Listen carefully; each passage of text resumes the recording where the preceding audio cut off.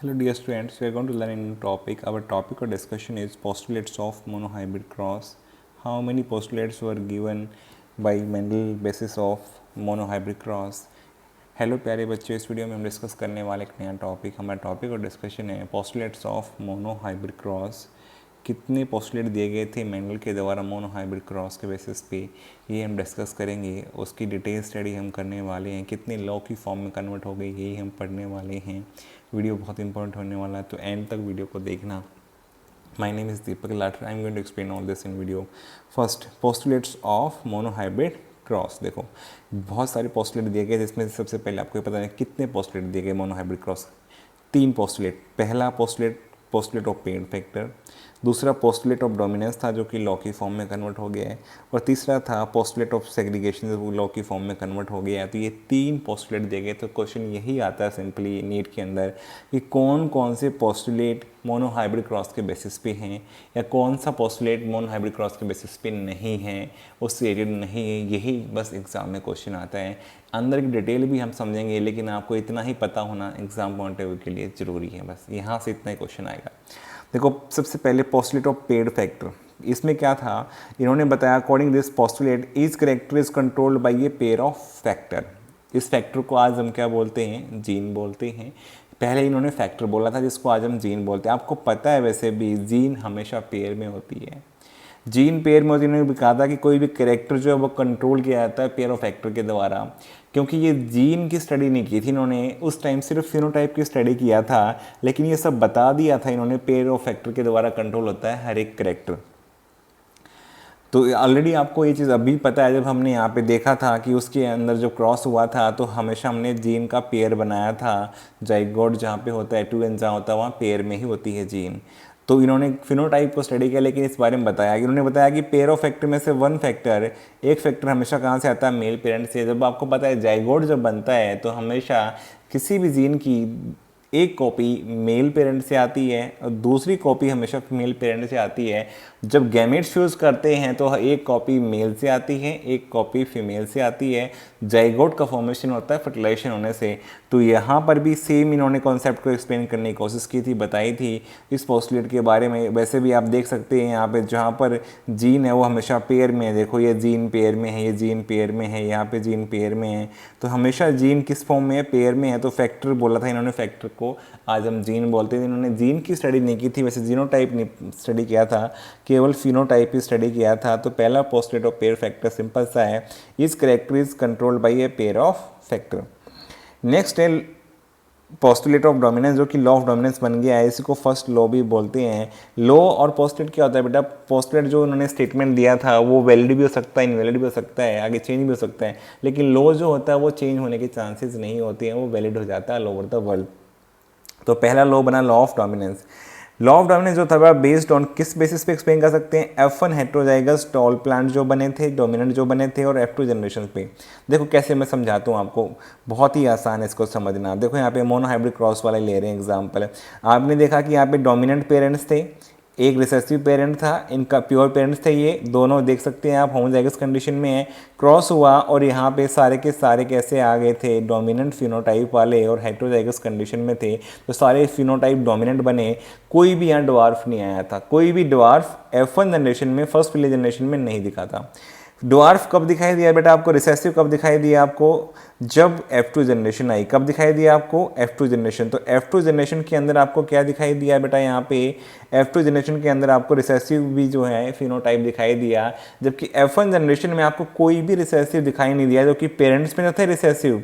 लेकिन ऐसा कोई भी रिसेसिव जो है यहाँ पे F1 जनरेशन में नहीं आया। वापस से कब आया, ये आया F2 जनरेशन में। क्यों आया बेटा, क्योंकि रिसेसिव हमेशा होमोजाइगस रिसेसिव फॉर्म में ही एक्सप्रेस करते हैं, जबकि डोमिनेंट वाले जो होते हैं वो होमोजाइगस कंडीशन में भी एक्सप्रेस कर देते हैं और हेट्रोजाइगस में भी सेम एक्सप्रेशन बना देते हैं, सेम टाइप का फिनोटाइप बना देते हैं। तो इसलिए इन्होंने बताया कि जो लॉ ऑफ डोमिनेंस है उसकी वजह से जो हेट्रोजाइगस थे वो भी डोमिनेंट बन गए, क्योंकि यहाँ डोमिनेंट जीन जो थी इसकी एक्सप्रेस कर गई, एलील जो एक्सप्रेस कर गई और रिसेसिव फेल हो गई, इसलिए ये डोमिनेंट फिनोटाइप बनाया हेट्रोजाइगस ने भी। तो यहाँ पे जो हेट्रोजाइगस F1 में बने थे वो भी डोमिनेंट बन गए, और जो F2 में थे बेटा वो कैसे बने, F2 के अंदर यहाँ पे रिसेसिव फिर से फिनोटाइप दिखाई दिया। इन्होंने कहा कि रिसेसिव वाले हमेशा होमोजाइगस फॉर्म में ही दिखाई देते हैं, जबकि डोमिनेंट वाले बेटा होमोजाइगस कंडीशन में भी बन सकते हैं और हेटेरोजाइगस से ही बन सकते हैं। तो इसी को बोला गया लॉ ऑफ डोमिनेंस, क्योंकि हेटेरोजाइगस कंडीशन में डोमिनेंट ने एक्सप्रेस किया, रिसेसिव फेल हो गया, इसी को हम क्या बोलते हैं बेटा, लॉ ऑफ डोमिनेंस। तो ये हेटेरोजाइगस जो बने वो डोमिनेंट फिनोटाइप प्रोड्यूस करते हैं, इसी को हम क्या बोलते हैं, लॉ ऑफ डोमिनेंस। ये डोमिनेंस की वजह से ही डोमिनेंट जो जीन थी यहाँ पे एक्सप्रेस की और रिसेसिव फेल हो गई थी, इसलिए ऐसा हुआ। तो यहाँ पे हमने देखा कि one form of factor which expresses is called dominant form, यही हमने स्टडी किया। Other form of factor which fails to express is called recessive form, यही यहाँ पे लिखा हुआ है। सेम जो कॉन्सेप्ट अभी हमने समझा कि जो एक्सप्रेस करती है वो डोमिनेंट फॉर्म है, जो फेल हो जाती है वो कौन सी, रिसेसिव फॉर्म। लेकिन रिसेसिव फॉर्म भी एक्सप्रेस कर सकती है किस कंडीशन में बेटा, केवल होमोजाइगस कंडीशन में। डोमिनेंट जबकि होमोजाइगस में भी एक्सप्रेस करती है बेटा और हेटेरोजाइगस कंडीशन में भी एक्सप्रेस कर जाती है। तो यहाँ पे लॉ ऑफ डोमिनेंस से ये एक्सप्लेन हुआ था। तो फर्स्ट लॉ हमने समझ लिया, लॉ ऑफ डोमिनेंस एनसीईआरटी के अकॉर्डिंग। सेकंड लॉ है लॉ ऑफ सेग्रीगेशन या law of purity of gamete, इसको हम सेकंड लॉ बोलते हैं। ये यूनिवर्सल लॉ है बेटा, है इसके कोई एक्सेप्शन नहीं है, जबकि लॉ ऑफ डोमिनेंस के हम कुछ एक्सेप्शन आगे पढ़ेंगे, इसलिए ये लॉ ऑफ डोमिनेंस यूनिवर्सल नहीं है, जबकि लॉ ऑफ सेग्रीगेशन यूनिवर्सल है। ये सेकंड लॉ जो है ये यूनिवर्सल होने के कारण ये एप्लीकेबल है, इसमें कोई एक्सेप्शन नहीं है। अकॉर्डिंग टू दिस लॉ देखो, each gamete receive a single copy of each factor. इन्होंने बताया कि यहाँ पे गैमेट के अंदर एक ही कॉपी आती है फैक्टर की, जिसको हम जीन बोल रहे हैं। यहाँ देख भी सकते हैं, देखो ये अगर दो कॉपी है तो इसको जाइगोट बोलेंगे बेटा, या 2n बोलेंगे इस कंडीशन को, ठीक है, डिप्लॉयड कंडीशन बोलेंगे। हर एक जीन है यहाँ पे डबल फॉर्म में है, देखो ये डोमिनेंट हो चाहे रिसेसिव हो, साथ में सेम टाइप की होंगी तो भी ये दो ही इसके अंदर एलील हैं या पेयर है इसका। ये अगर डिफरेंट टाइप होंगी तब भी कोई फर्क नहीं पड़ता, लेकिन दोनों क्या है, टी जीन, एक डोमिनेंट और एक रिसेसिव, तो ये किसके बराबर है, डिप्लॉयड के बराबर है, 2n के बराबर। तो जाइगोट के बराबर 2n क्या होता है बेटा, 2n तो जाइगोट के बराबर होता है। अब देखो यहाँ पे एक ही कॉपी आ रही है गैमेट में, तो सिंगल कॉपी आ रही है, यही तो कह रहा है इस गैमेट रिसीव सिंगल कॉपी। आपको पता है कि गैमेट की एक ही कॉपी आएगी।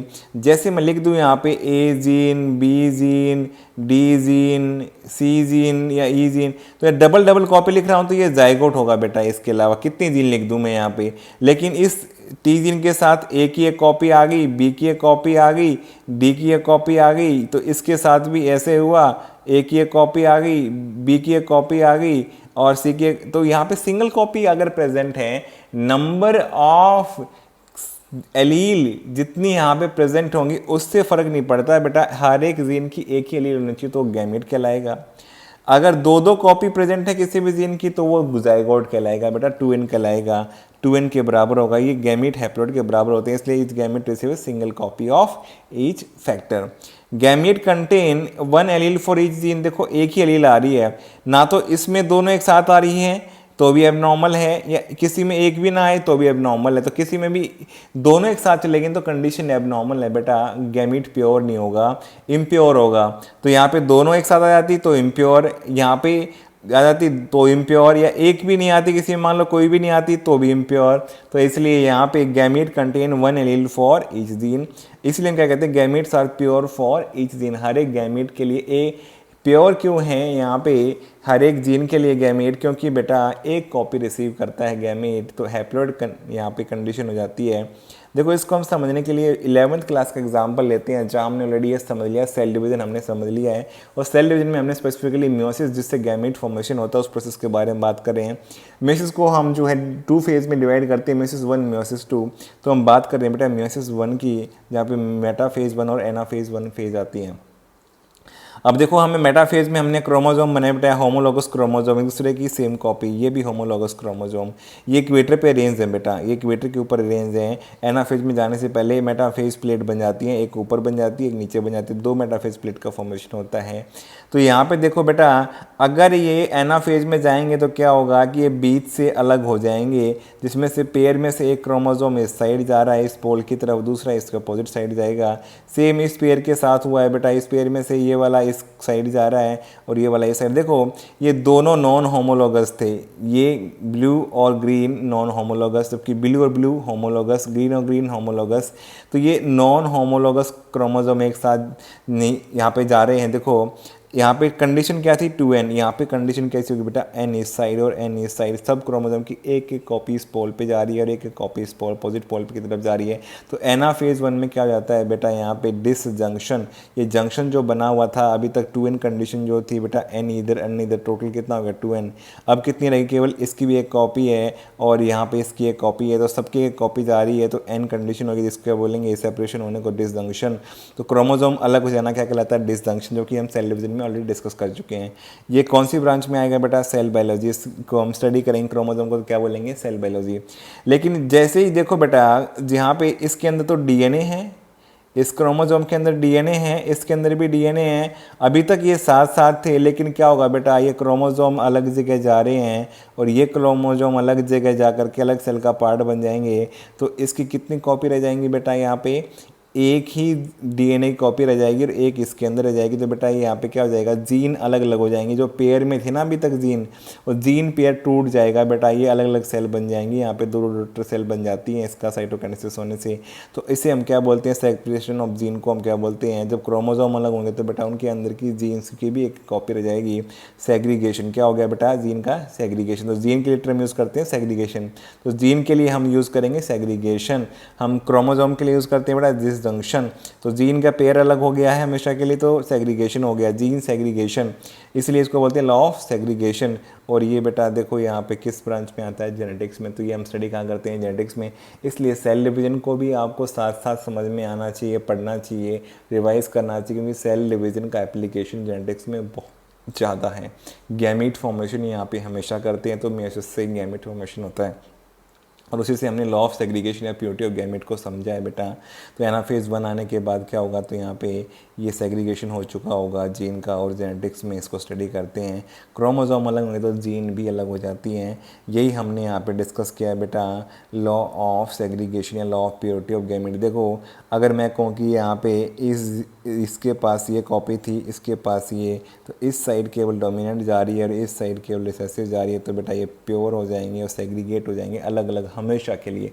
अब ये कभी भी साथ में नहीं आएंगे, केवल क्या होगा, एक मेल से गैमेट आएगा, फीमेल से आएगा, तो उससे डिसाइड होगा कि जाइगोट किस तरह का बनेगा, लेकिन ये कभी भी साथ नहीं आते। ऑलरेडी हम ये सब बातें जो है सेल डिवीजन डिस्कस कर चुके होते हैं। तो आई होप आपको ये सारी बातें जो हमने डिस्कस किए, पोस्टुलेट कितने पोस्टुलेट थे, पोस्टुलेट ऑफ पेयर फैक्टर पहला था, फिर लॉ ऑफ डोमिनेंस आया बेटा, फिर हमने देखा कि law of segregation, law of purity of gametes को पढ़ा हमने। फर्स्ट लॉ ऑफ डोमिनेंस को बोलते हैं, लॉ ऑफ सेग्रीगेशन को हम सेकंड लॉ बोलते हैं, प्योरिटी ऑफ गैमेट बोलते हैं, यूनिवर्सल लॉ बोलते हैं, इसके कोई भी यहाँ पे एक्सेप्शन नहीं है। मुझे उम्मीद है आपको सारी बातें समझ में आ गई होंगी, एग्जाम में क्वेश्चन यहाँ से डायरेक्टली आते हैं, और ये आपके डे टू डे जो जेनेटिक्स पढ़ेंगे तो उसमें हर क्रॉस में इसका यूज़ होने वाला है, जितने पोस्टुलेट हमने पढ़े हैं। तो आई होप आपको वीडियो अच्छा लगा होगा, पसंद आया होगा। तो वीडियो को लाइक करो, कमेंट करो, चैनल पे नए चैनल को सब्सक्राइब करो, अपने फ्रेंड्स के साथ शेयर करो। Thank you for watching the video.